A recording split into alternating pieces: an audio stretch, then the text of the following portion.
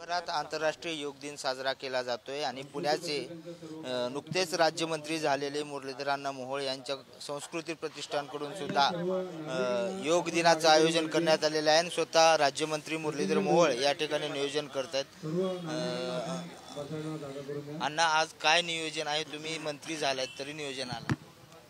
मी गेले 10 वर्ष जागतिक योग दिनाच्या निमित्तानं हा कार्यक्रम माझ्या कोथरूड भागामध्ये करतोय।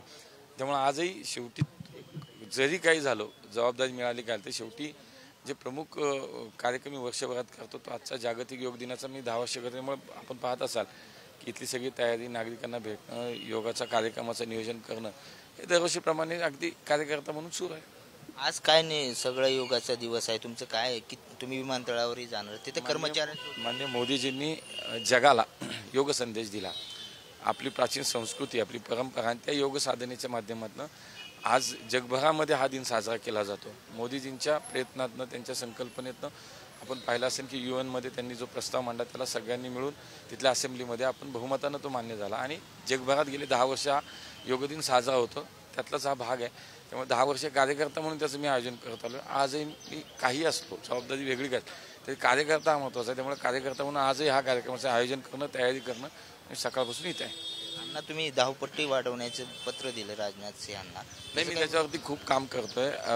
आज पत्र दिलंय, धावपट्टी वाढवण्यासाठीची खूप प्रक्रिया आहेत विस्तारित करण्यासाठीचं। त्यातला एक आहे की तो एक सर्वे व्हावा लागतो, त्याची डिफेन्सची परवानगी लागते आणि त्या डिफेन्सच्या परवानगीसाठी मी स्वतः त्यांना पत्र पण दिलं आहे आणि सोमवारी कदाचित मी त्यांची भेटही उद्या परवा घेणार आहे आणि जो काही शेवटचा एक त्यातली एक टेक्निकली जी प्रोसेस राहिली ती पूर्ण झाली। पुढच्या भूसंपादनाच्या प्रक्रियेला वेग येईल आणि म्हणून हा सगळा खूप दिवस प्रयत्न सुरूच आहे। नवीन टर्मिनल कधी सुरू होणार आहे? नवीन टर्मिनल सुद्धा सुरू होईल। आमचंही बोलणं झालेलं आहे माननीय अमित भाईंनी।